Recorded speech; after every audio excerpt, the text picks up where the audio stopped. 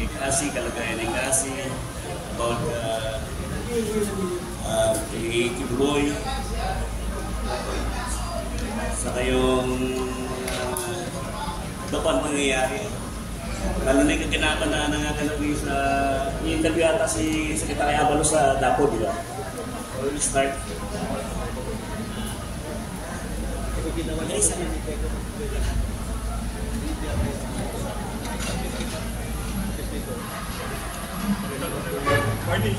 Boss Wilson, dapat ikaw dito eh. Gusto ko mag-picture. Picture. Si Wilson Flores.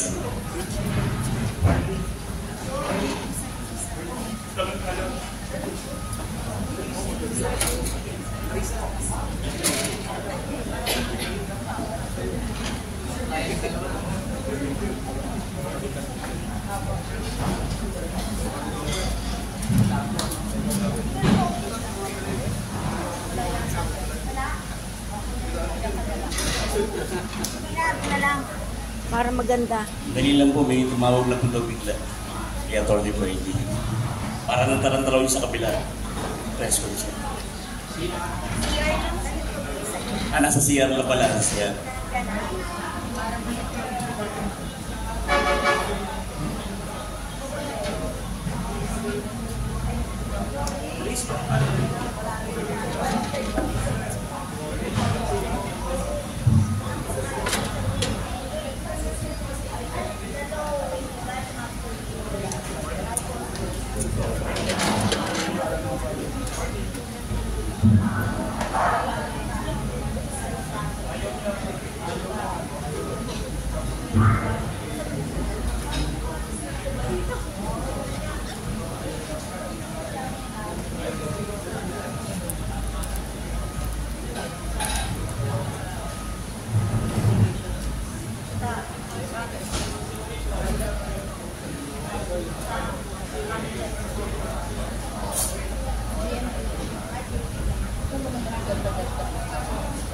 Nagsiyar na po sandali. Ito na.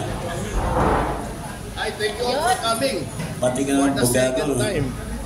Tony pwede dito pas. Saan pa ba natin si Tony Rapp?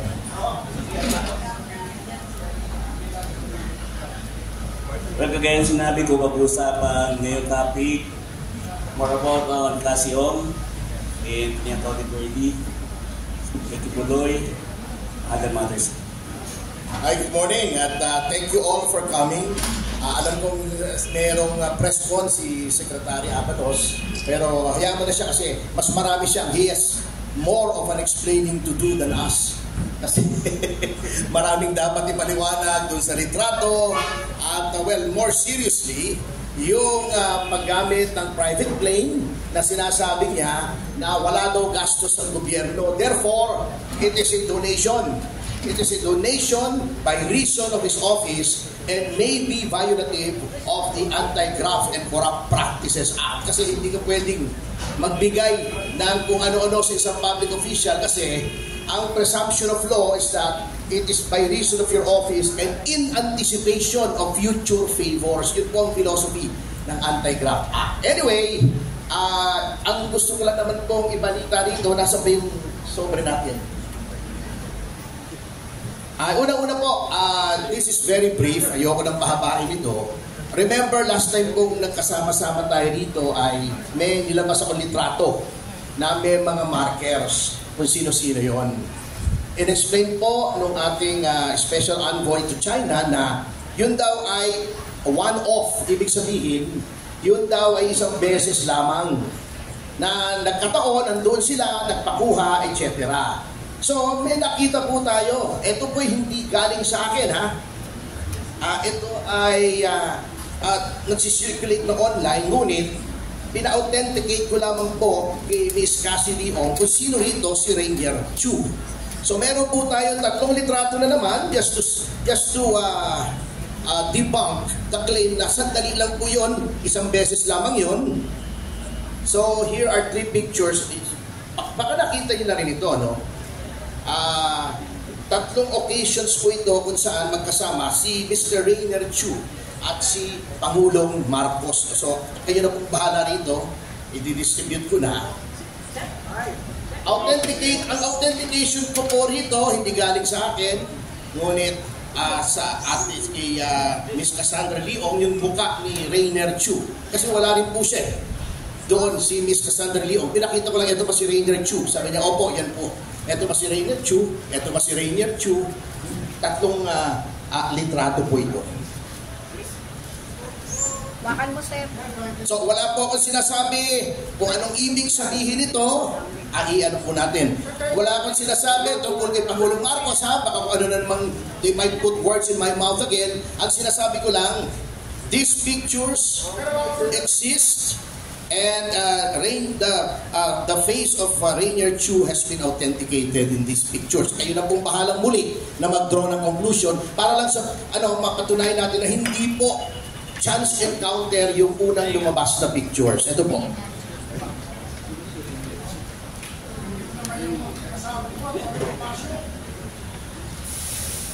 Pahingi ibang klase, para iba-ibang klase. Iba-ibang klase na po. Yan. Pahingi sa mga klase. Para makatawag ka rin sa Senado. Ikaw na humawag, Bambi, para tawagin ka rin sa house.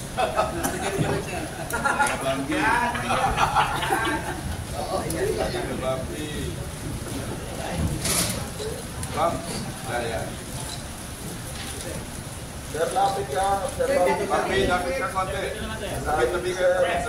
Lapit, magkakatabi kayo. Closer, Papi. Yan, better. Kasama na si Papi sa Senado. Kaya galing yung litrato eh. Dito po kami. Sir. Dito po. Okay.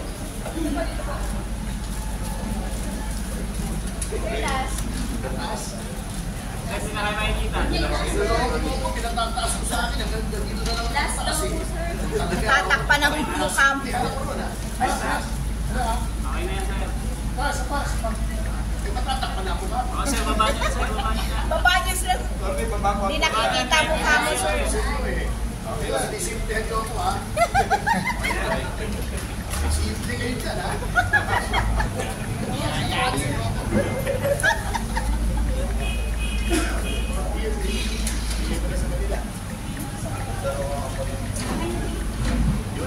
Yun lang po ang aking masasabi dyan. So, iwanan na po natin yan. Sabi nga nila, a picture is worth 1,000 words and res ipsa loquitur. The thing speaks for itself. So, para hindi na po kayong matagalan, kasi medyo late na po, nahihiya naman ako sa inyo. Sorry to keep you waiting, kasi akala namin mag-e-end na yung kabila to give our friends naman an opportunity. But it's okay, you are here. Yung kay Cassie Leong po, kung nasubaybayan niyo po yung last Wednesday, Cassie Leong had a breakdown. Her blood pressure plummeted down to 80/40.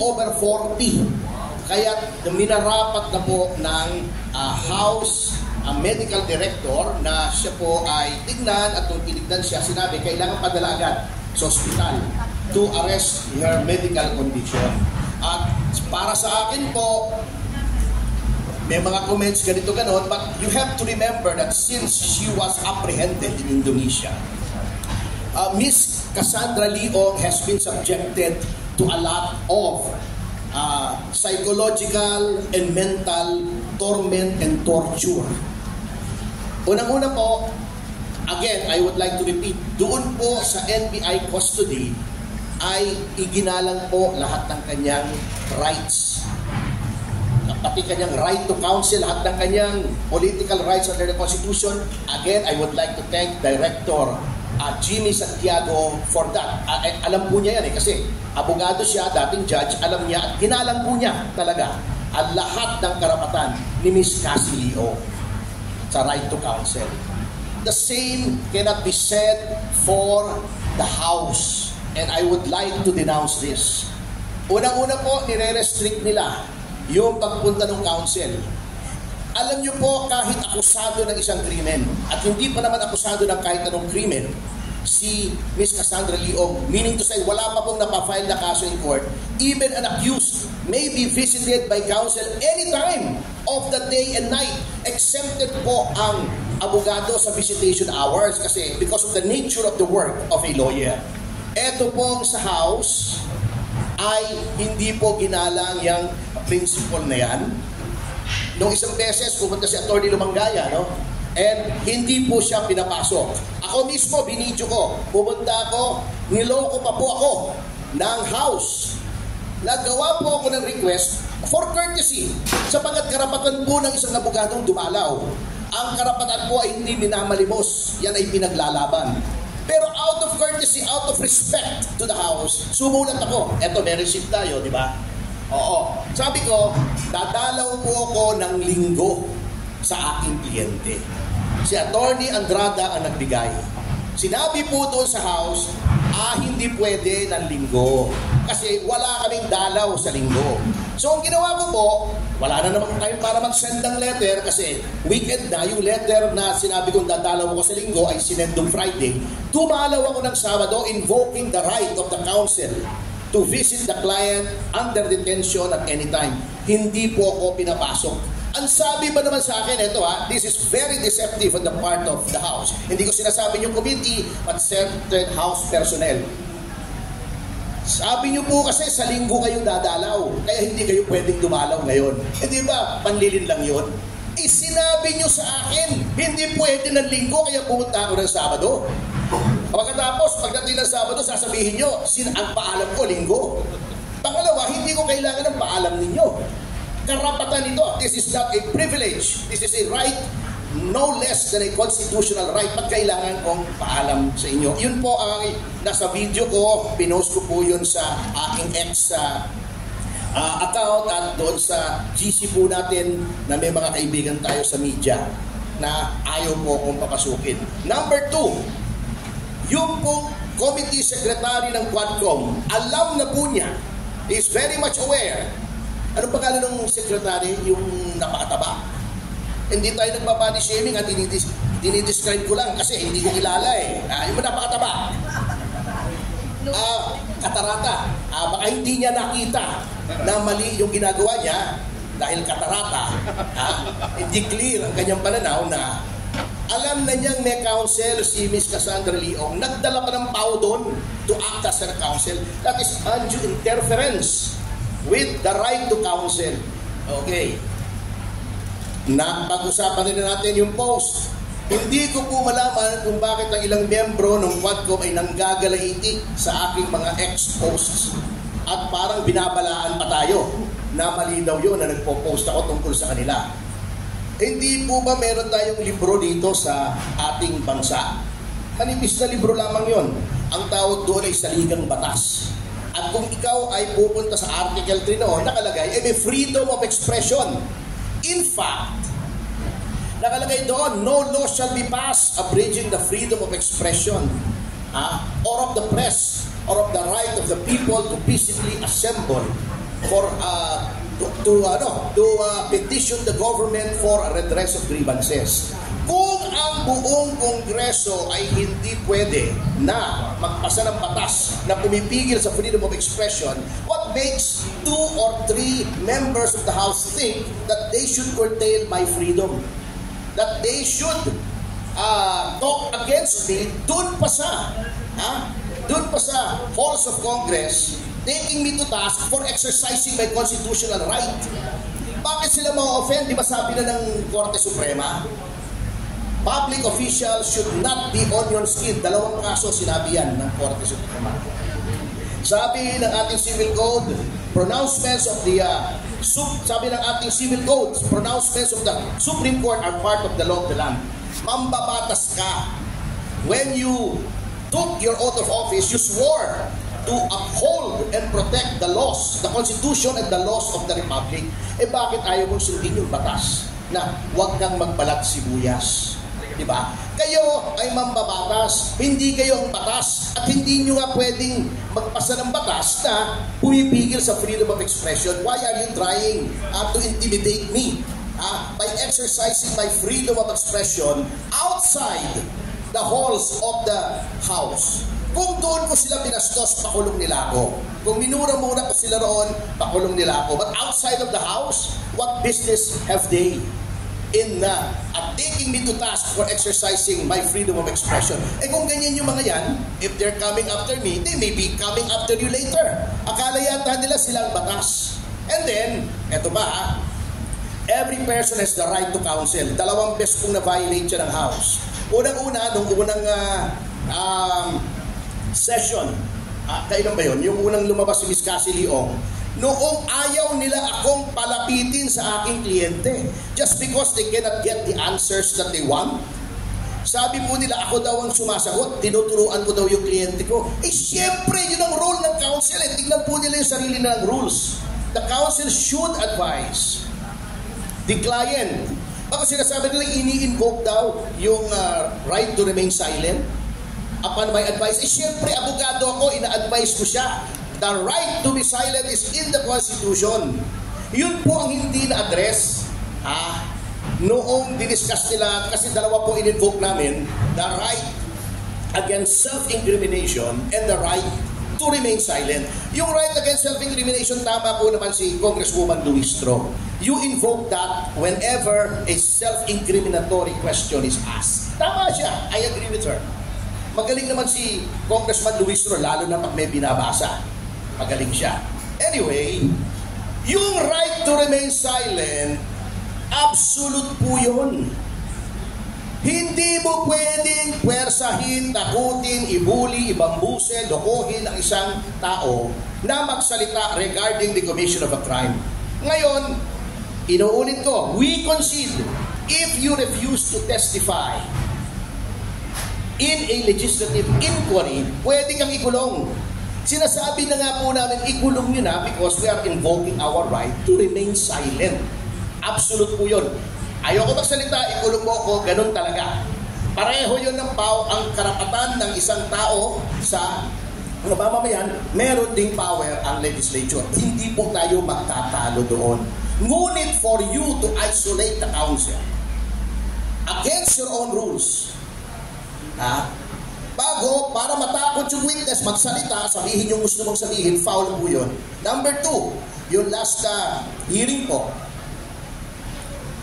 wala ako kasi nasa Davao po ako. Dumalaw ako sa compound ng Kingdom in preparation for the Senate hearing na naganap kahapon yata. So I was there Wednesday and Thursday. Nagsalita si Congressman Fernandez na kung ano-ano, na very unseemly for a public official. Kaya yung wag daw sundin yung abogado niya, kasi gusto lang magtagal yung kaso para makuha lahat ng pera niya. Tama ba yun? Kayong magtanong sa sarili nyo. Tama ba yun for any person, especially a public official, para gawin mo yun? By that alone, you are undermining the right to counsel because you are trying to destroy the bond, the sacred bond between lawyer and client. Binibigyan mo ng duda just because sumusunod yung tao sa advice of counsel na yung waiver na pinangako namin ay binawi namin. I-explain ko kung bakit namin binawi yung waiver. Kasi po, nung sinabi namin mag-execute kami ng waiver, the next day, ang Department of Justice ay nag-file ng 84 cases of money laundering against Ms. Cassandra Leong, among others. Ano pong pruweba ba pag money laundering? Hindi ba yung movement ng funds sa bangko? Di ba may right against self-incrimination? So by executing that waiver, you are now violating our right against self-incrimination. Parang ibinigay na namin lahat ng ebidensya ng gobyerno. Ano nangyari sa presumption of innocence? Anong nangyari sa due process? Kaya binawi po namin, nang gagalaiti sila, hindi nila maunawaan. Kaya in-advise na namin. Bago sasabihin pa nila, wrong advice. Hindi po tama yun Kung talagang naniniwala si Congressman Dan Fernandez sa sinasabi niya, I challenge him. Huwag doon mo sa loob ng committee hearing sabihin where you are protected by the cloak of parliamentary privilege. Di kita pwedeng galawin doon. Punta tayo sa labas. Dan, doon mo ulitin para wala kang parliamentary privilege. Or better still, magkita tayo sa neutral territory, ulitin mo sa harap ko. Tingnan natin kung ano mangyayari. Yun lang. Kasi, titirahin mo ako, sisiraan mo ako, at nakatago ka, meron kang bulletproof ng parliamentary privilege mo. O, anong klaseng usapan yan, di ba? O, kung lalaki sa lalaki, tingin mo na ganun nga ako, sabihin mo sa labas. And then, regarding sa post na sinasabi nila, na-offend daw sila, karapatan ko pong mag-post sa social media. Ngayon, may remedy naman ang ating batas. If you think I violated the libel and cyber libel laws, itibanta nila ako. If they think na yun ay violation ng Code of Professional Responsibility, pa-disbar nila ako. Karapatan nila yan. Kung tingin nila ay na-defame sila, wala namang criminal liability, pero nagkaroon sila ng danyos, there is such a case as civil libel, a civil suit for damages due to defamation. Marami po silang remedyo. But do not tell me that I should not post this. You are warning me na contempt the committee. You cannot commit a contempt of the committee outside of the committee. And for the record, I do not have contempt for the committee. I respect the House of Representatives. There are people there who are distinguished, decent, and dignified, katulad yung dating Pangulong GMA, si Trixie Cardema, Bebot Alvarez, marami tayong kaibigan, El Rey Villafuerte, mga kaibigan natin yan. I may have contempt for some members of the committee, but not the committee itself. So for the record, maliwanag yan. And I have contempt for some members of the committee because their acts are contemptuous. So, liwanagin ko po yan at sana marinig nila yung challenge na yun. Huwag ka magtago dyan sa parliamentary privilege. At any rate, we are seriously contemplating an ethics complaint. Tingnan natin, let this be a litmus test of the impartiality and the self-policing character of the House. Kasi sila-sila rin yan eh. Si Congressman Espares ang chairman ng Ethics Committee. Tingnan natin na kung gaano kabilis silang mag-sanction kay Congressman Teves na wala pa namang finding of guilt. Ano pa lang, accusation pa lang, in-expel na nila as contradistinguished from Franz Castro na convicted na, ayaw pa nilang gawa ng aksyon, tignan natin, testing lang natin. Pag dinismiss nila yan, well, siyempre, expected na natin yon, old boys club. Pero we still have to do it out of principle because I think Chairman Fernandez was way out of line there. Wala namang ganunan, bastusan na po yun. And we will not stand for it. Magalit na sila o hindi, ganun po talaga. Alam nyo, they failed to realize na napakarami, pang-11 ko na pong hearing to sa legislature. At wala pong gumawa sa atin yan. And yung mga hearings naman yan usually wala naman po nangyayari. Ipusahan na natin sa Euro Generals, diba, acquitted lahat. Fertilizer funds scam, andun ako. Acquitted yung kliyente ko, si Jaime Paule. Si GMA and DMCTE, inimbestigahan ng legislature. Acquitted si GMA. Chopper case, inimbestigahan ng Senado. Acquitted si FG. Hindi po kasi hukuman. They should stick to legislative work. Sana magkaroon ng legislation to sa dami ng ginugol nilang funds dito. Yung bayad lang nila sa Jollibee, napakarami ng in-order na Jollibee, napurga ako ng Chicken Joy.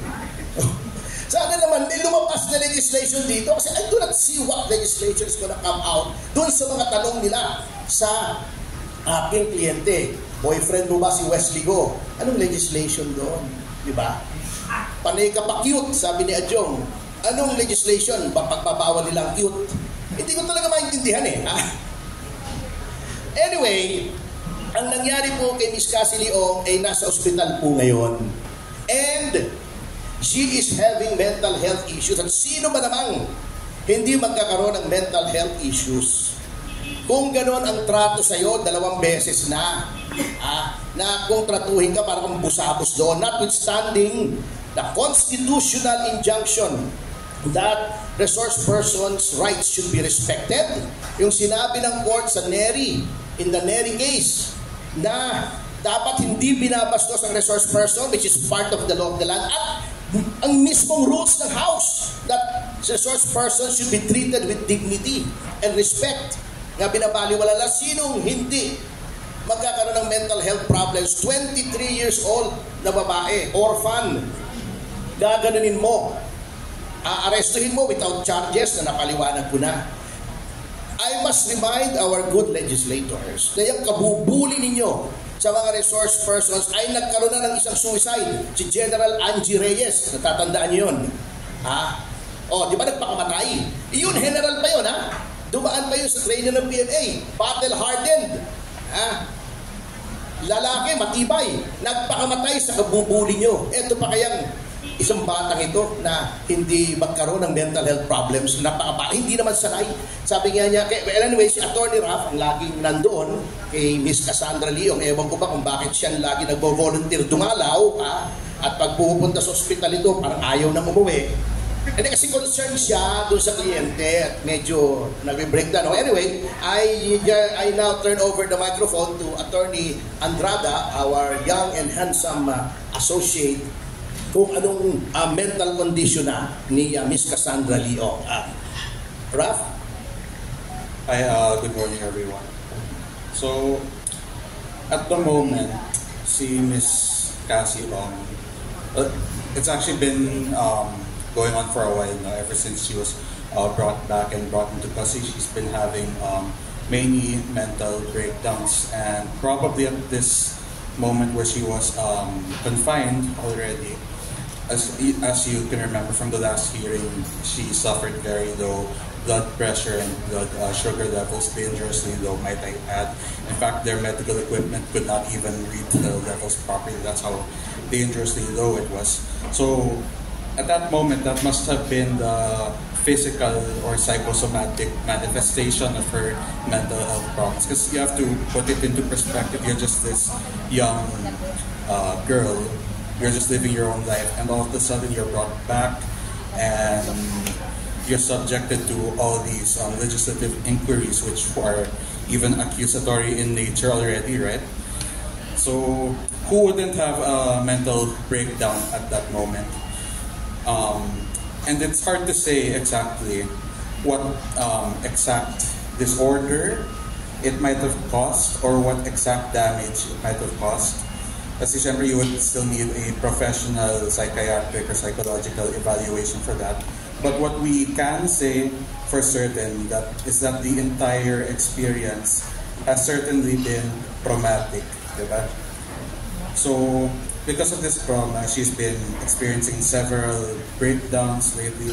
In fact, when I visited her last night and gave her the latest update on the status of her cases, she had another breakdown, and I am informed that this morning she received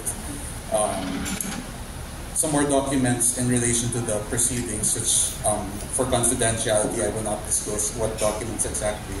But I was informed she once again had another breakdown. So at the very least, we can say that it was extremely and is extremely traumatic for Ms. Cassandra Leong. And this trauma is quite obviously manifesting itself physically, as she was already confined because of the condition. May additional matters, Senator. In closing na lang po, bago tayo mag-Q&A, may apila lang po ako dito sa Senado kung saan siya po ay pinapasipot bukas, sa Makalawan, sorry. May apila nga po siya, this comes from her. Siguro naman maririnig to ni Senator Antiveros kasi women, gender equality, chuchu yung kanyang kwan, di ba? Yung committee niya. Oo. Ang apila po ay hindi na po kaya ni Miss Cassandra Leong. Kung gusto niyong ikulong, kulong niya na po. Sabi niya, kahit sa Women's Correctional, tatanggapin ko na, wag lang akong pahiyain ninyo sa harap ng milyon-milyong mga tao. She does not want to testify. Sana po. Yan naman TRICOM, di ba? Nandyan si Coco Pimentel, human rights advocate.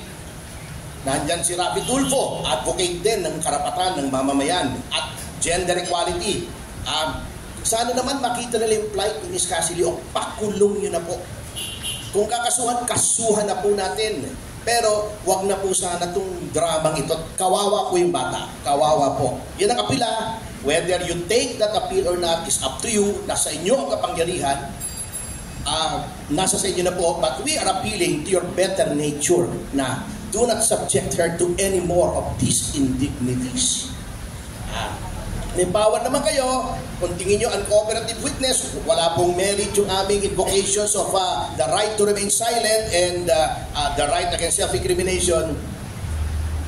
Willing na po siya. Siya po, hindi ko na po advise ito ha. Kasi ang abogado po ay nakaka-advise lang sa legal, hindi sa emotional, hindi sa mental, ha? Hindi sa moral, hanggang legal lang kami. Yun po, so far sa nakukuha ko kay Miss Cassie Leong, ang kanyang pakiramdam sa ngayon, huwag niyo na po ako ipahiya, hindi ko na kaya. Nung lumalaki po ako, never po may nagtaas ng boses sa akin. Nakita niyo naman yung temperament ng tao. Hindi naman mayabang, hindi naman hostile, ha? We are just trying to protect our rights. Nasa inyo na po. But I hope you do take this appeal to heart. Maraming salamat po. We are now ready to take your questions. Q&A tayo. Bago tayo mag-umpisa, pakilala muna tapos yung outfit. Okay? Start tayo Q&A. Kay Atty. Paso, sir. Napanggit niyo po, magandang mga Jimmy Mendoza from DCIR Sunshine Radio. Ang nag-iisang nagsasabi ng katotohanan na balita. Di naman, kung naman. Atty., kakambi lang ako ng konti. Iwan ko muna si Cassandra. Nabanggit niyo po kanina yung pagpasyal niyo sa KOGC compound. Ano ba ho yung mga nakita niyo? Kasi sa akin paniniwala, dun sa ginanap na Senate hearing sa Davao, parang walang mangyayari. At medyo argabyado ang mga KOGC member dito, unang-una, at yung ginawang tanil at paghuhukay ng mga menerong miyembro ng PNP ay na-discover na. Ngunit parang wala akong nakita doon sa dalawang senador na may mapaparusahan dahil mukhang bugbog sarado na po ang KOGC compound na isang tao lang ang kanilang hinahanap. Pero yung buong compound, pinasak, sinira, at sabi nga ni General Torre, after ng hearing hapon, mulit at muli siyang babalik sa kumpuan ng KFGC at maghuhukay, hahanapin si Pastor Kibuloy. Kayo po, nagpunta po kayo ron. Ano po ang masasabi nyo sa nakita nyo? Anyway, I will be as factual as possible tungkol doon sa question kasi syempre, abogado po tayo ng KOJC at ni Pastor, personal. Okay, number one, in fairness to the senators who arrived, hindi naman po talaga may papaparusahan dito sapagkat hindi naman po talaga trabaho ng Senado ang magparusa. Fact-finding in connection with with any proposed legislation. Siguro after this, magpo-propose sila ng rules na mas mahigpit ang guidelines sa service ng search warrant. Hindi pwede maghukay, hindi pwede mag-violate ng property rights. Ngayon, may singit ko na yung sa CA na in-invalidate yung TPO. Even without that TPO, it goes without saying that when you conduct a warrant of arrest, when you serve a warrant of arrest, private and personal liberties should not be violated. Ang nagbibigay po niyan ay hindi any TPO from any court, but ang Constitution. Diba? Private property shall not be taken for public use without just compensation. No person shall be deprived of life, liberty, and property without due process of law. So, yun po ang nangyayari sa KOJC. Hindi po nila pwedeng sabihin hindi na ba-violate ang private rights dahil nagpapapasok ng tao sapagkat I tried going to the most sacred place of the kingdom, yung katedral. Hindi po kami pinapasok ni Atty. Kay Laurente. To that extent, private property rights are violated. To that extent, freedom of religion is violated because they cannot use that sacred place of worship, sacred for them. Number 3, the presence of so many policemen there means that the compound cannot be utilized as a place of worship, as a place of residence ng mga religious workers at administrative offices ng kingdom as a corporation soul, at yung rights ng students ng Jose Maria College ay nababiolate din kasi hanggang ngayon wala silang pasok So that in itself is a violation of private rights proscribed by the Constitution. Hindi lang ng TPO. The TPO only accentuates it. But I can go no further than that because as I understand, there's already an appeal before the Supreme Court. So sub judice tayo. Okay, but yun po ang mga facts on the ground na tuloy ang violation. And alam naman po natin, siguro hindi naman natin may tatanggi, no, na the presence of so many policemen sends a chilling effect. Ang warrant po under the rules of court, after 10 days, i-return mo sa judge. Whether it was served, magre-return ka, eto po yung pinahuhuli ninyo, eto yung subject ng warrant. Or, if the subject cannot be found, after 10 days, babalik ka sa judge, Your Honor. Wala po yung subject, di po namin makita, warrant is unserved. If you get new information that there is the presence of the accused anywhere, you ask for an alias search warrant. Lahat po ng abogado alam yan. So yun po ang mga violations dyan. Aside from the assault on kingdom workers, the assault, yung pineper spray na official na kababaeng tao ay nilapastangan, yung pagsira ng property na hindi naman sakop sa warrant of arrest. Alam niyo po, ito opinion ko to very clearly it is my opinion, hindi po factual ito. Ang tingin ko, ang aim lang nitong ginagawa sa Kingdom of Jesus Christ is to cause as much damage as possible as by way of revenge to the kingdom. Kaya binubong ka lahat yan. Pineperwisyo lang po. In the same way na yun ang ginawa nila, nung nag-search sila doon sa properties ng mga Tebes, winasak po nilang katakot-takot na bagay doon. Namemerwisyo lang po ito. Pero opinion ko lamang yun. Thank you po. Attorney, habol na lang. Kayo po yung nagsabi na isa kayo sa abogado ni Pastor Apollo Sikibuloy. Opo. Ibig sabihin, may communication kayong dalawa. Wala na po sa ngayon eh. It's been a while. It's been a long time. Opo. Pero tatanungin ko po, personal na sa inyo. Sa palagay nyo, nasa Pilipinas pa ba si Pastor Kibuloy o nasa na siya ngayon? Hindi ko po alam, pero ito, opinion ko rin opinion ko rin. Wala na siya sa compound. Kasi kung sinasabi yung underground bunker, etc., no one can survive that long.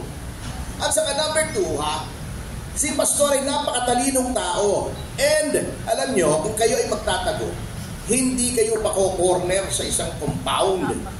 Lalabas kayo roon para mas malaki ang room to maneuver nyo. Hindi kayo patatrap kahit anong gaano kalaki yung compound. Alam nyo, dapat ginawa ng pulis dito na proper, hindi nila nakita si Pastor. Pinalibutan nila, sinurveillance nila, pero definitely, they cannot stay there. Okay, bigyan ko kayo ng analogy. Halimbawa si Bambi, hinahanap ng mga otoridad. Halimbawa, acts of lasciviousness. Ng hipo. May warrant, kakatok sa bahay niya. Darating lalabas yung misis niya, Ma'am, may warrant of arrest kami for Mr. Purisima. Hindi kayo pwedeng pumasok dito. Tingin po namin nandiyan eh. So, they can barge in. Amin natin yan. They can barge in. They can force themselves in. Walang problema. Titignan nila yung 3 bedrooms, tingnan nila yung bedroom, tingnan nila yung kitchen, tingnan nila yung sala, banyo, garden, kung ano man, may theater room doon, etc. Tingnan nila. Pag wala silang nakita roon, aalis sila. Maghahanap sila within the lifetime of the warrant or i-return nila yung warrant, subject cannot be found. Kung ang gawin ng pulis nung hindi nila nakita sa lahat ng kwarto ng bahay, doon na sila tumira. Natulog sila sa sala, kumain sila sa kitchen, gumamit sila ng banyo ng 2 linggo. Tama ba yun? Yun ang analogy dyan. They cannot stay there in the hopes na darating yung tao. Kung nandun yun, kung nandun yung tao, nahanap mo na. Kung wala yun doon, babalik ba yun doon? Pambihira, common sense. Yun ang problema ro. That is the analogy do sa kingdom. O isipin nyo yun, kung mangyari sa inyo yun, hindi kayo mahanap ng warrant, tumira yung pulis sa bahay nyo, matutuwa kayo. Yan yun eh. Salamat po. Attorney, last na lang. Habang ulit, nabanggit nyo na may paglabag ang mga miyembro ng PNP sa pagpasok sa KOJC. Ay nasa 6 million member ang Kingdom of Jesus Christ. Kung magsasampa sila lahat ng kaso nationwide at sa buong mundo, anong pwede ba ho yan? Pwede, bilang isang pwede po. Pwede, oo. Ibig sabihin, Nasasumpa na nga yata si Atty. Torion. ibig sabihin, hindi lang isang tao, kundi yung 6 million na yun, pwede isang pangay Yung kaso. kingdom as a juridical entity, separate from Pastor Kibuloy, nag-file na nga, di ba, yung writ of amparo. Kaya Okay. lang ine-question. Kaya lang hindi tayo pwede magsalita out of respect, syempre, sa Korte Suprema. Pwede yun, pwede. Even internationally, sa United Nations Commission on Human Rights, pwede kang mag-samba noon because according to the International Convention on Civil and Political Rights to which the Philippines is a signatory, individuals, private individuals, and non-state actors are also subjects and objects of international law. Maraming salamat po, Tony. Mabuhay ka. Okay. Buhay na naman po. Ayan yun. Yung magandang. Hello. From ABS. ABS. Si Sir si Ma'am muna. Sorry, sir. Good morning po. Karen Morning. Guzman po from ABS-CBN. Sir, attorney, tumako naman tayo kay Alice Go. Ano po sa tingin po ninyo yung magiging takbo po ng mga susunod na hearing ng Senado at ng Congress? Ngayon na-capture na po siya. I will have to decline to comment out of respect to a colleague in the profession, si Attorney Stephen David. I do not want to second-guess him. Ang akin lang, in relation lang kay Cassandra Leong, siguro they will try to have them confront each other, katulad ng ginawa kay Ronaldin Paterna, na sinabi, kilala mo ba siya? O ikaw, kilala mo ba ito? Ganon. Tinatagpi-tagpi nila. Yun nga ang mismong puntos ko sa self-incrimination and the right to remain silent. Hindi na po nag-a-act in ferreting out these facts, pagkakakilala ba kayo, etc., etc. These are proper subjects of criminal proceedings, hindi na ng legislative inquiry. Ang legislative inquiry, kukuha ka lang ng facts para makagawa ka ng legislation. Kung magkakilala ba silang dalawa, may bearing ba sa legislation na ginagawa? Kung sila ba ay kasama sa isang korporasyon, may bearing ba sa legislation na ginagawa? Marami na po tayong batas tungkol sa human trafficking, illegal gambling, etc. Ano bang idadagdag nila kung magkakilala o jowa bells ni Cassandra, si Wesley Go?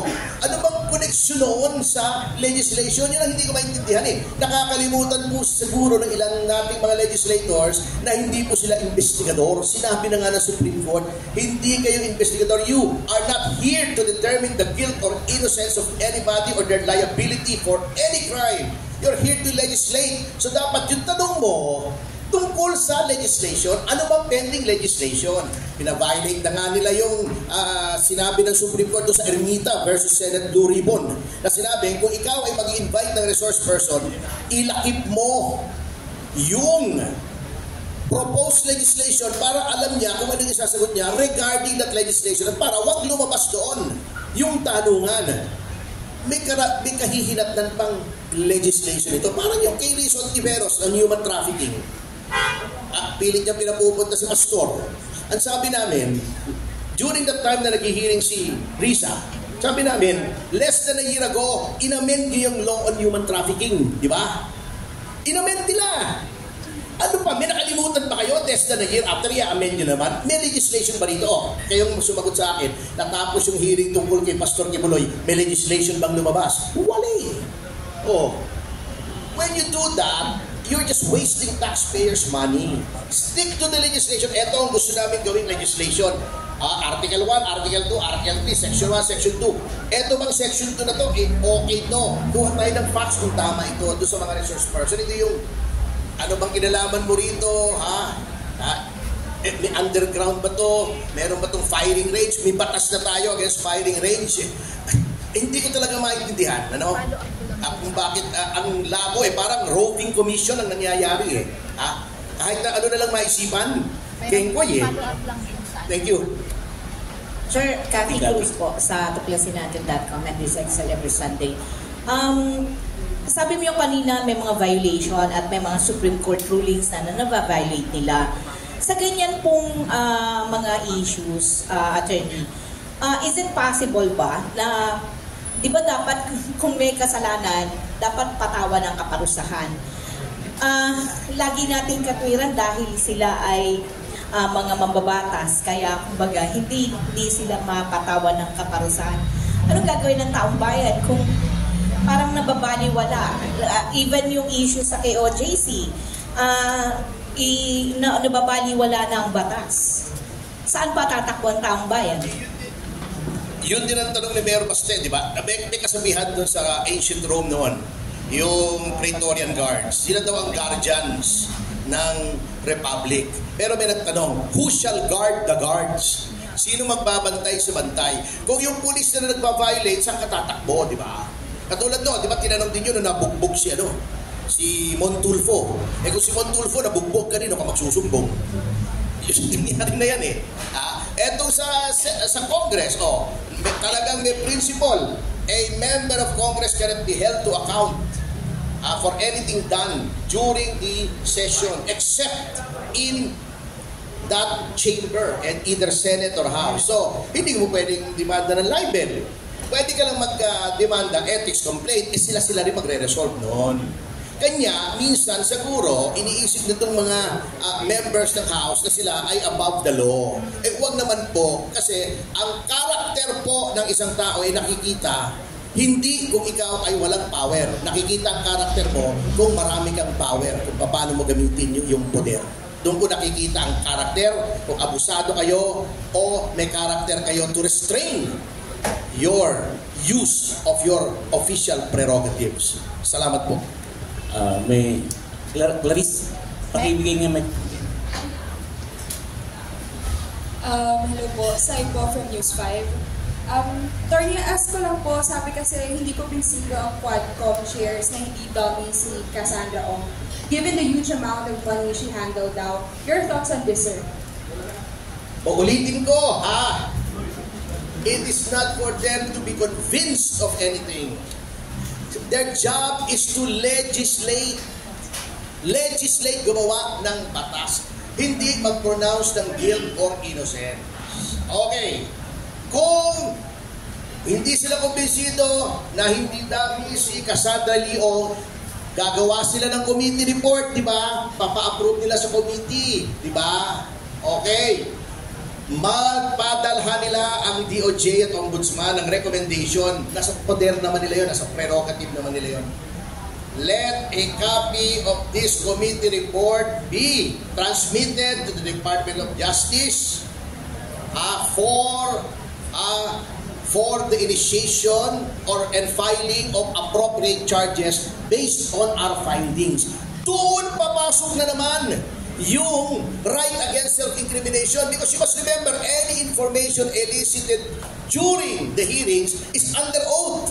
It will be used and can be used against the person making the pronouncement. Kaya nga may right against self-incrimination. Sana man lang maintindihan nila yon. Hindi naman po kailangan abogado para makaintindi noon. May legal staff naman sila. At siguro naman marunong silang bumasa, kahit konti, di ba? Basahin naman nila yung mga desisyon ng Korte Suprema. Again, baka hindi pa rin nila narinig, your job is to legislate. After marinig yung makakuha kayo ng impormasyon relevant to any proposed legislation, kung meron man, gagawa kayo ng batas. Yun po ang trabaho ninyo. Leave the prosecution to the DOJ and kung may public official na involved, sa Ombudsman. So yun po. So it is not their job to be convinced or not. Baka nakakalimutan nila yon. Kaya natatawa ko minsan sinasabi nila, we are not after her. We are after yung mga big fish. Gusto ko lang sabihin nakakahiya lang, no. You cannot be after anyone because it's not your job to go after anyone. Your job is to make laws. So, dapat ma-appreciate nila yun para hindi ganito. Sobra na ang violation ng rights ng mga resource persons. Hindi na po tama. Thank you. Hello, good morning, Attorney Topacio. You mentioned earlier na may ibang motivation dun sa KOJC raid. No? Do you think there is another... Opinion ko lang yun, opinion ko lang. Malisyoso ako, wag kayo masyado magpapaniwala sa akin pagdating sa opinion ko. Sa facts, you listen to yung facts lang. Is it your opinion that there is another angle from this reason why they're doing this raid on the compound? Kasi in 2013 po, the US revealed that they wanted to use yung malumang Davao Airport as a military drone base of operations at makatabi lang yung compound, yung kingdom. Yes, oo. Do you believe, is it your opinion that ang nangyayari sa KOJC ngayon is so that gusto nila yung US hawakan yung property para i-clear the way for the base of operations? Well, what is happening now, anything is possible, maniwala kayo. We live in very alarming times na parang hindi na po nasusunod ang batas. Can you imagine, ipagmamayabang pa ng Secretary of the Interior, walang gastos yung planong yan, hiniram ko yan. Saang universe na mayroong batas at saligang batas legal, yung public official ka, manghihiram ka. Sa Amerika, si Sununu, yung chief of staff ng presidente, yung official car niya, since umabsent yata yung driver nung anak niya, nag-detour lang siya. Hinatid niya doon sa official car niya yung anak niya sa eskwela. Tinanggal because of the controversy. Can you imagine that? Hinatid ng official car. Hindi naman kalayuan sa White House. Hinatid lang. Kita niyo yung controversy. Bago tayo, ay nanghiram ako ng private plane, humingi ako ng private donation ng 10 million. Okay sa atin yun? It's not okay kasi may batas laban doon eh. Pero dahil alam nila na ang kultura ng administrasyon ngayon ay huwag sumunod sa batas at sila ang batas. Letas se moi, I am the state, di ba? Eh, paliwala sa kanilang pagmayabang yun.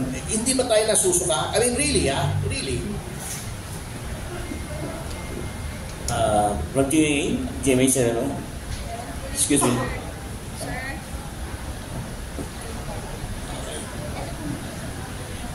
Good morning po, attorney. I've been watching po, we'll be shifting to Cassandra Ong.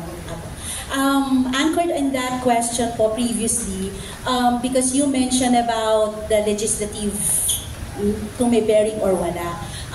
In your opinion, or probably based on the legal basis, what do you think are the legal implications of invoking the right against self-incrimination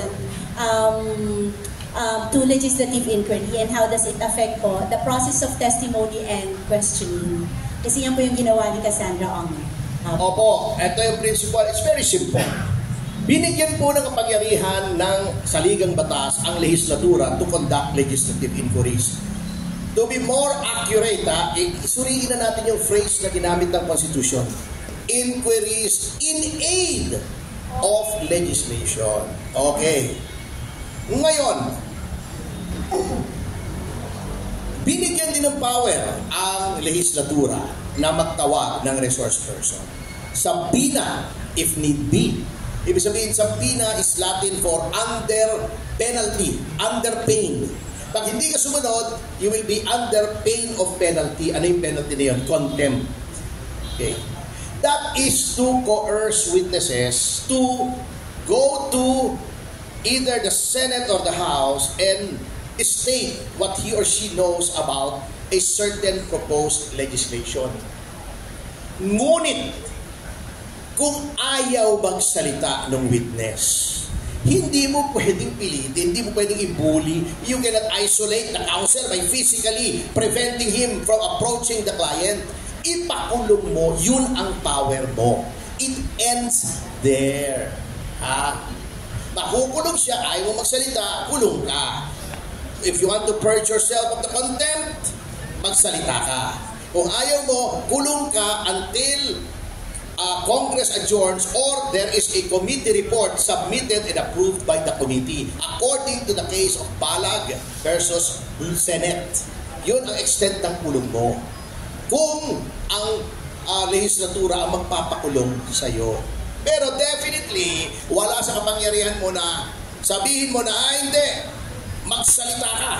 Bago ibubuli mo, lalo na to bata, for the first time, ang dami-daming camera, ang dami-daming kongresista. Bago pipilitin na nakakapagsalita, nakakakuha ng informasyon na maaring self-incriminatory. Okay. May remedy naman dyan, but we do not want to telegraph our punches at this point. Rest assured that kami pong mga abogado ay nagdedepensa ng aming kliyente. Hindi totoo yung sinasabi, pinatatagal lang kasi wala po akong kliyenteng nag-undergo ng legislative investigation na na-convict. That is how useless legislative inquiries in aid of legislation are when it comes to filing criminal cases. It's useful for legislation, yes, but for purposes of ascertaining criminal liability, walang silbi po yan. Because many rules do not apply when it comes to a court hearing. Salamat po. Okay, Attorney, one follow-up lang po. In your opinion po, ano ba talaga kasalanan ni Cassie Ong? Because she has testified na hindi siya owner ng Pogo, she just provides real estate services sa Whirlwind. So what crime has she committed? Or is it your opinion that she is innocent? It's not just my opinion. It's the Constitution that declares that everyone is presumed innocent until proven otherwise. Ito ang krimen ni Cassandra Leong. Ayaw niyang sabihin ang gustong marinig ng mga legislators.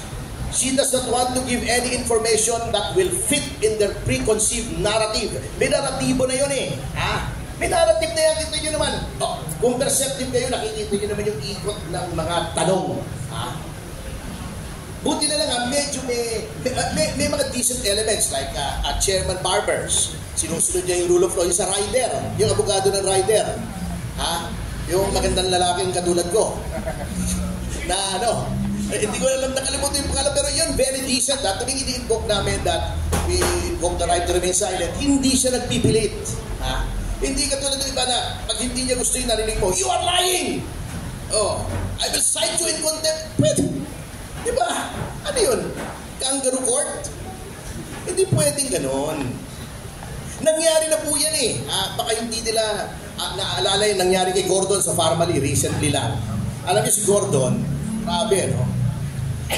Gusto namin makita si Twinkle Dargani who's detained. Alam mo ang sagot sa amin ni Gordon? About na daw si Twinkle, hindi na daw kailangan ng abogado. Ayan, may letter ako. Ano nangyari kay Gordon? Akala niya tanga mga tao eh. Nagka-backlash. Di natalo siya, olaps. When you violate the rights of people, especially with social media na hindi na monopolize ng MSM ang conduits of information and news. Ingat-ingat ka kasi matalino mga tao ngayon at ang dami ng alternative sources of news. Hindi na nakokontrol. Hindi na kapanahon ni Marcos Sr. Nandiyan si Sendanya, di ba? Nakokontrol. Kaya nga ginawa yung kabisanan ng mga broadcasters ng Pilipinas para makontrol yung media noon. Voluntary naman yan. Kaya ang daming nag-aalisan sa KBP. At Channel 7 umalis, di ba? Ma'am, wala na sa KBP yung Channel 7, di ba?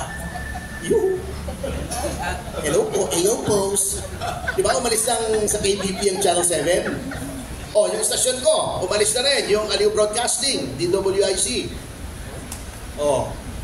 Ang democratize na ang sources of information, kaya hindi na po ma-manipulate at nakikita yan ng mga tao kung sinong matino, kung sinong hindi. Sino matino katulad ni Director Santiago, ni Ace Barbers, sino yung mga nagpa-violate ng rights.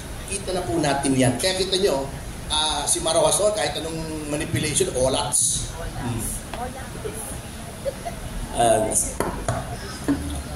Good morning, Attorney Topacio. I-introduce na yung pangalan sa tao. I'm Susan Amoroso, Online Publishing. Magdadigress lang po ako. I know your mother-in-law and you know me even beforehand and your wife. Pero sa ngayon po ang tanong ko is... Binimension yung wife ko kinakabahan ako, baka kung anong tanong nito. Maganda yung wife mo, I know her personally. Siyempre naman, lakas ng sex appeal ko Ang yabong ni Ferdy. Ano naman, matagal na. Sana buhay pa yung mother-in-law mo. And then my question is, so inaamin mo na ikaw ang lawyer or legal counsel ng KOJC and Pastor Kibuloy. Open naman po yun. Kaya my question is this. Since nagtatago siya, hindi siya makuha, hindi siya makita, wala bang paraan ang Estado to go after him and prosecute him in absentia? Hindi po pwede under our rules of court if you have not been arrested, you cannot be brought before the court. It is only when you are arrested that the court acquires jurisdiction over the person of the accused. Wala pang trial in absentia. Trial in absentia lang, pag na-arraign na kayo at you jump bail, let's say bailable, yun, pwede ng trial in absentia. But until and unless you've been arrested, ay wala pa po. Ma-archive as to him yung kaso. As to his co-accused, pwede naman pong patuloy ang paglilitis. At ano po, yung kung anong paraan ng Estado para mahuli siya, ito mga paraan, di ba naghuhukay? Hindi, let's say, wala na yun. Alimbawa, nag-lapse, meron po bang prescription term? Hindi, dapat gumawa sila ng alias rate after 10 days. Yun po ang rule. You cannot stay there indefinitely. Yun nga ang sinasabi namin, may proseso naman eh. Eh kung halimbawa, umalis na nga yung PNP, after 10 days, sumunod sila sa law. So, tapos mag-a-apply na naman ng warrant of arrest. Ganun po talaga batas eh. So, every time ganun, mag-a-apply, and meron po bang prescribed period? Wala naman po. Kanya lang, ang sinasabi namin, hindi ka pwede manatili sa loob. Okay. Pagbantay kayo doon sa labas, pagpalipad kayo ng drone, palipad kayo ng helicopter, muntik na kang bumagsak ng helicopter nila eh. Palipad ng helicopter, di pala minemaintain. Yun ang gawin nila. Pagbantay sila roon. Paligiran nila yung compound. 5,000 naman sila eh, di ba?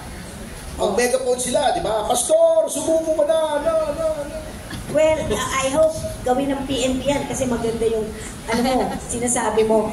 Isa pang question, meron po bang time lapse ang kaso na to against Kibuloy? Hindi, hanggang hindi siya nakukuha, hindi po tumatakbo yung prescriptive period.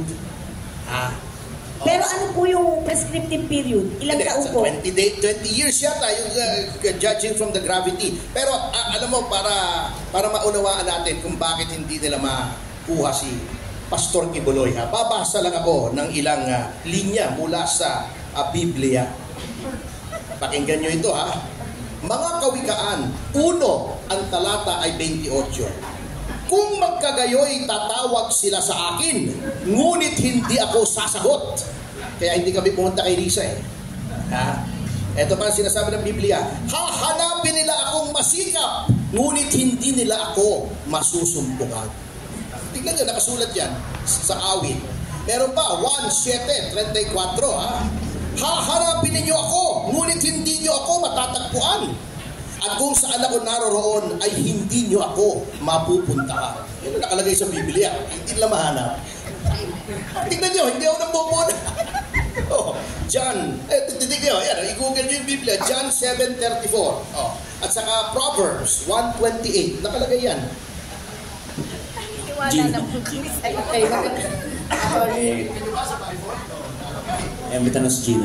Amen to that. Amen to that. Good morning po, ako si Gina Mape ng DWWW774. Kilala ba natin? Na-miss kita, kasi sobrang miss Kada ko sa Lunes, courtesy call kay, sa bulletin. Yes po. Busy lang ako eh. Kasi may mga konting kaso lang akong maliliit na inaasikaso. Noted po. Attorney, kumustahin mo lang si Pastor Kibuloy. Buhay pa siya? Siguro naman.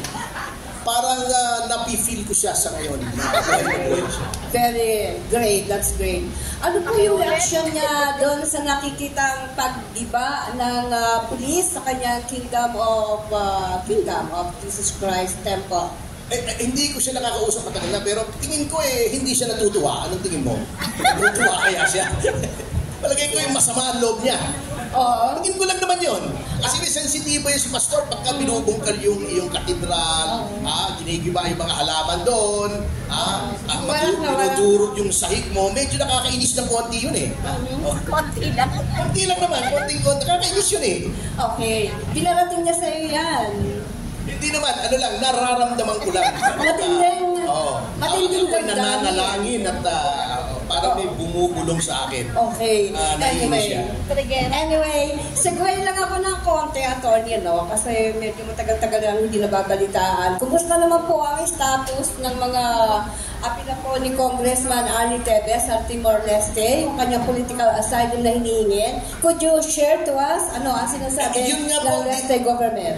Nilinaw ko na yan, Gina, di ba? Nagpalabas ang DOJ ng pahayag na nag-deny na daw yung apila. Mali po, fake news yan.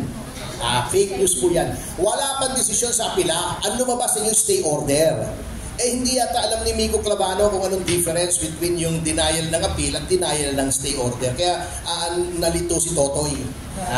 That's the problem when you send a boy to do a man's job. Nagkakandaloko-loko. Di ba siya rin nagsabi, Google nyo, sabi niya end of July daw, nandito na si Tevez. Anong nangyari? Hanggang kailan po ba yung stay order na sinasabi ng Timor-Leste? Na-deny na nga po yun. Alam niyo, ayaw ko na, diba, kung part yun ng GC sa media, alam niyo, sinabi ko na dati, ayaw ko na magkomento kay Secretary Remulla sapagkat may sakit. Ayoko na sanang magkomento talaga laban kay Secretary Remulla. Sapagkat kung talagang nakikita nyo, may karamdaman siya, di ba? At ayon doon sa mga doktor na aking napagtanungan, alam nyo, ay malapit na talaga ang kanyang susunod na check-up. Kaya ayoko nang magkomento.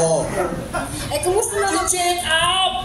Malapit na siyang i-check up ulit kasi may karamdaman. Kaya lang, nakakainis na sana, GMA7, di ba? Contra fake news. Paano na-publish yun sa inyo? Hindi naman confirmed yun. Pinadala ko doon sa group chat yung sa Timor-Leste na pwede namang i-Google Translate na wala pang desisyon na sa dyaryo. After sinabi nila na may desisyon, after ilang days, may lumabas sa dyaryo sa Timor-Leste na walang desisyon. Ano sinasabi nila? Di ba yan din yung DOJ na nagsabi na parating na si Tevez, takbuhan tayo ron, di ba? Sa airport, wala. Sinabi rin may warlords. Wala naman. Ang daming palpak ng DOJ di ba? Kumusta na po si Kong Tevez? Okay naman. Hindi po, nakakadaya na ba siya or what? Hindi, he's been released. Basta within Timor-Leste, okay siya. Within Dili. Wala naman siyang balak umalis doon. Doon, hinihintay nga namin yung apila. We are resorting to all legal processes at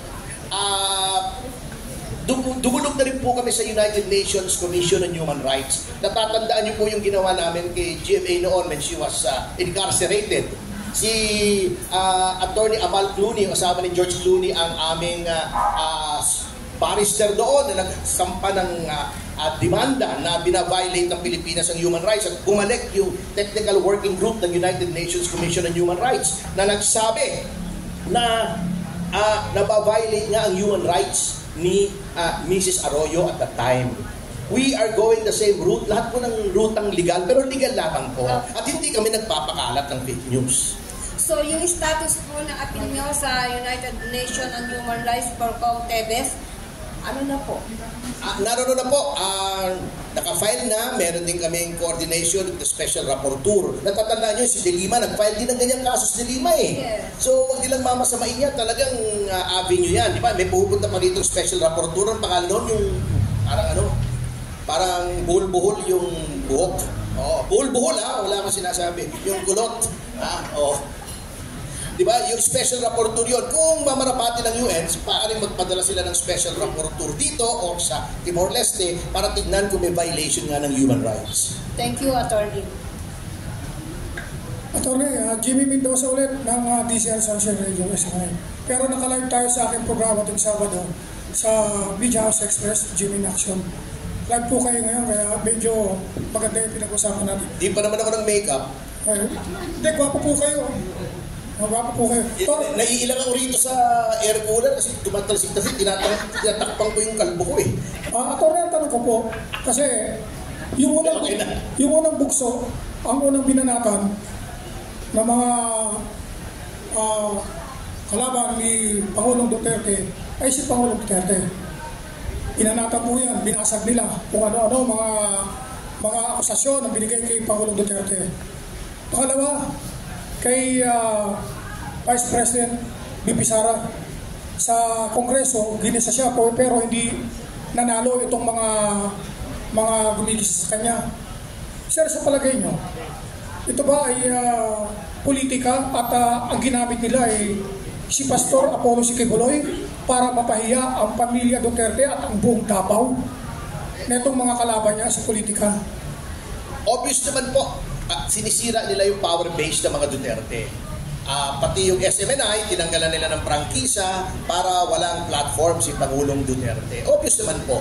At saka yung kingdom ay sinisira nila para walang voter base si Pangulong Duterte o si Sara Duterte kung siya itatakbong presidente. It's very evident. I don't think there should be any doubt about that. Hulag lang ang hindi makakakita niya. Attorney, nais ko lang din po magpasalamat dun sa mga ilang mga media vlogger natin. Yung vlogger na lantaran na nagko-cover sa nangyayari dun sa KOJC sa Davao City. Bukod tangi lang po ng mga vlogger ang mga nagko-cover. Huwag naman po sasama ng loob, ano? Ay yung mga dapat na malalaking network natin na ilalabas yung mga katotohanan sa nangyayari sa KOJC. Wala pong napapanood ng taong bayan, maliban lang sa mga vlogger, live stream, YouTube. Kaya papasalamat din po ako dun sa mga supporta nila. Opo, kasi prerogative naman talaga ng kahit sinong istasyon kung anong i-cover at anong hindi. Pero katulad ng sinabi ko, wala na po yung stranglehold ng mainstream media o traditional media sa sources of information. Democratized na ngayon yan. May vloggers, may social media, may Facebook, may Instagram. Although ito si Mabi, puro sexy lang pinapanood dito sa Instagram alam ko Oo. So, talagang hindi mo na may tatago ang informasyon. Kaya nga, ang nangyari po dyan ay yung narrative ng mga dilawan ay nasira na. Kaso nyo, natatawa nga ako, ang tagal-tagal sinira ng katulad ko, well, I make no bones of the fact na anti-yellow ko. Yung narrative ng yellow, para makabalik ang isang Marcos, pagdating ng Marcos, ni Pangulong Marcos Jr., parang sinasabi pa niya na tama yung mga dilawan. So, yun ang irony rito. This is the tragicomedy that is the present administration. And at sabi ko nga, si Pangulong Marcos will go down in history if he does not change his ways as a tragic figure who was given the very rare opportunity of redeeming the family name, but he bungled it big time. May baba tayong katanungan, mga kaibigan. Boss, ano tayo? Oo, kung wala na kainan na. Alam ko, gutom na kayo May dumating na bang camera? Okay, Hindi nakakuha ng picture tayo na. So if there are no more questions, accumulating lang po yung mga request natin. Baba tayong katanungan, mga kaibigan. Request ng photo. Photo. Ikaw, Bambi, namumuro ka na sa Malacanang, ha? Sir, saan po galing tong photos? Nasa internet lang ito. Actually, hindi galing sa akin ito. Kanya lang, pina-authenticate ko yung kung ito nga kung sino si Ranger Chu. Baka sabihin fake news tayo, gagalit ng GMA7. Kontra fake news nga. So, pinagkaingatan ko, aside from Miss Leong, nakilala si Ranger Chu, may iba pa na, huwag na natin involve kasi wala naman sila sa public eye na ito ba si Ranger Chu. Ngayon, patignan nyo na lang kung Photoshop to hindi. Unlike yung unang pinalabas ko na authenticate ni Miss Cassie, ito ay, siyempre wala siya rito, under the rules of evidence, you cannot authenticate the picture na wala ka ron. Pero sinabi niya, ito nga yung mukha ni Rainier Chu. Tingnan nyo, baka sinalpak ko lang yan yung pagmumukha ni Rainier Chu dyan. Tingnan nyo you can have this examine. Kung mali, sabihin nyo sa akin, oy, sumbong kayo si GMA, oy, fake news si Atty. Topacio.